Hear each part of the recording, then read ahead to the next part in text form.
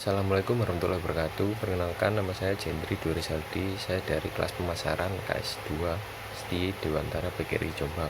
Di sini saya akan menjelaskan tentang yang pertama, penjelasan bidang usaha dan alasan saya memilihnya. Yang pertama, usaha keripik pisang ini yang berlokasi di Desa Ganten, Desa Wonomerto, Kecamatan Wonosalam, Kabupaten Jombang, yaitu usaha keripik pisang yang berawal dari banyaknya buah pisang yang tidak laku dijual. Kemudian muncullah ide untuk mengolah buah pisang ini menjadi sebuah olahan yang laku dijual dengan harga yang sesuai. Dari sini Wonosalam, khususnya dari Desa Wonomerto, memproduksi keripik pisang ini dengan dua varian pisang, yaitu keripik pisang asin dan keripik pisang manis.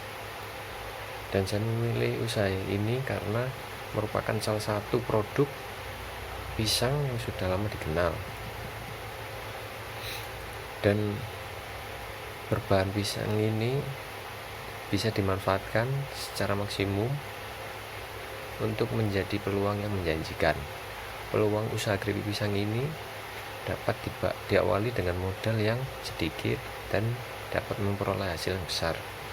Untuk bahan bakunya sendiri juga mudah diperoleh, karena di Desa Wonomerto sendiri bisa didapatkan dengan mudah. Kemudian saya akan menjelaskan analisis aspek hukum. Di sini bentuk badan usaha, yaitu keripik pisang ini salah satu UMKM yang termasuk dalam bentuk badan usaha perseorangan. Dan menurut Ketua Umum Asosiasi UMKM menyatakan bahwa pelaku usaha mikro kecil lebih tepat menggunakan perusahaan perseorangan, selain karena kapasitas skalanya yang kecil, juga karena ketersediaan modal. Biasanya pelaku usaha mikro kecil ini memiliki modal yang sangat sedikit, sedangkan modal untuk mendirikan PT harus menggunakan modal yang sangat besar. Syarat legalitas badan usaha. Untuk pendirian perusahaan perseorangan, izin yang dikenalkan dapat dikatakan lebih ringan. Namun, berdasarkan pasal 4 ayat 1 huruf C Permendagri nomor 46 tahun 2009, perusahaan perseorangan wajib tidak memiliki surat izin usaha perdagangan atau SIUP. Dan perusahaan yang tidak wajib memiliki SIUP adalah perusahaan dengan ketentuan sebagai berikut. Yang pertama, usaha perseorangan atau persekutuan. Dan yang kedua, kegiatan usaha diurus, dijalankan atau dikelola oleh pemiliknya sendiri atau dalam keluarga itu. Yang ketiga, memiliki kekayaan bersih paling banyak 50 juta, tidak termasuk tanah dan bangunan tempat usaha tersebut. Syarat pendirian perusahaan perseorangan.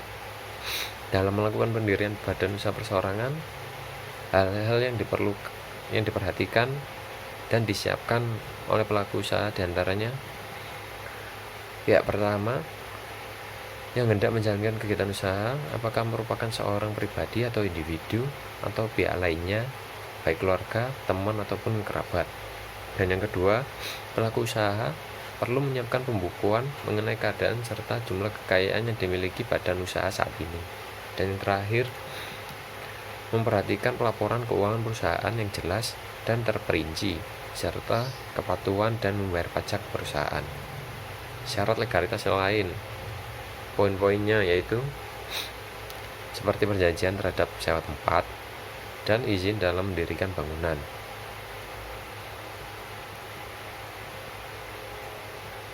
Dan yang ketiga yaitu saya akan membahas aspek lingkungan usaha. Yang pertama yaitu strength, meliputi keharmonisan hubungan antar pemilik dan pekerja.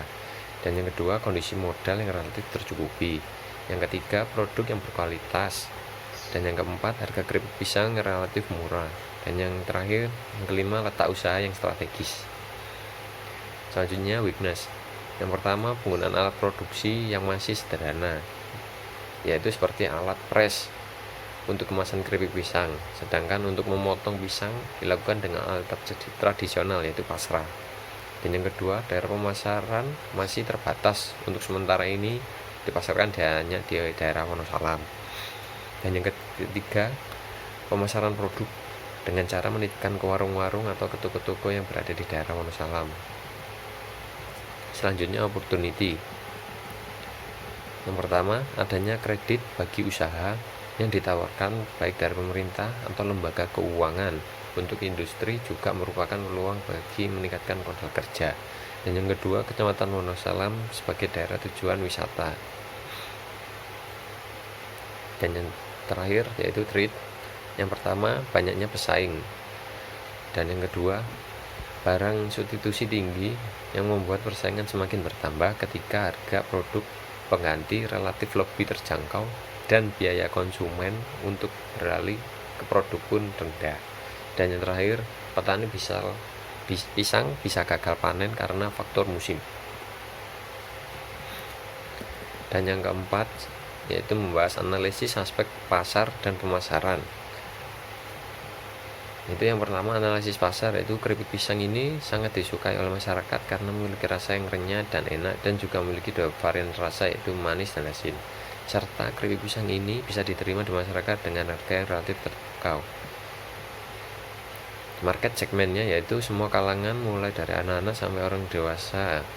Kedua, market share-nya yaitu segmen pasar ini bisa terpenuhi yaitu konsumsi rumah tangga untuk oleh para wisatawan. Yang ketiga, spending group. Untuk ini yang paling tinggi yaitu konsumsi rumah tangga karena untuk cemilan sehari-hari. Yang selanjutnya, kompetitor, yaitu pesaing usaha ini dibilang cukup banyak dilihat dari banyaknya UMKM yang dengan harga produk sejenis itu beberapa cemilan atau beberapa makanan. Competition influence, yaitu persaingan cukup ketat karena banyaknya usaha sejenis tapi dengan kualitas yang baik, usaha ini akan bersaing di pasaran. Dari pemasarannya yaitu price-nya, harga, yaitu mungkin produk ini bisa bersaing dengan harga lain dan memiliki harga yang cukup murah dan terjangkau dan kualitasnya terjamin. Sementara untuk tempatnya yaitu harus mempunyai tempat yang strategis dan mudah dijangkau untuk para konsumen. Dan yang ketiga, promosi. Kita harus melakukan promosi dengan cara melalui penjualan langsung ke konsumen dan menitipkan ke toko-toko, atau produk ini bisa diharapkan dari mulut ke mulut konsumen sehingga pemasaran juga dapat melalui sosial media saat ini yang juga bisa digemari oleh kalangan masyarakat. Serta yang terakhir, prosesnya yaitu bisa ditampilkan agar konsumen tertarik untuk membeli dan ditampilkan seperti proses produksi, pelayanan terhadap konsumen baik melalui online maupun offline. Sekian penjelasan dari saya. Kalau ada salah-salah kata mohon maaf. Wassalamualaikum warahmatullahi wabarakatuh.